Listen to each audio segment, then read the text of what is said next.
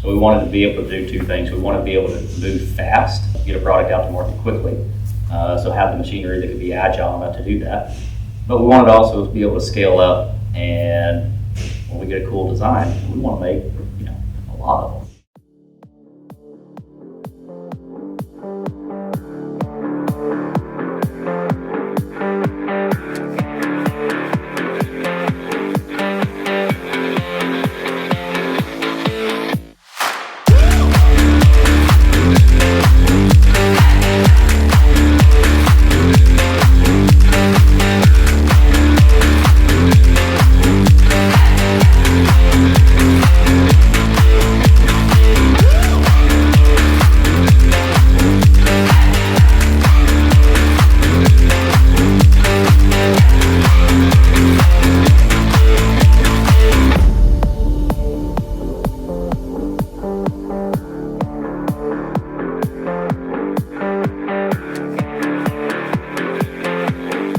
This is a Ranger that's going to ride like a razor, so let's have some fun with it.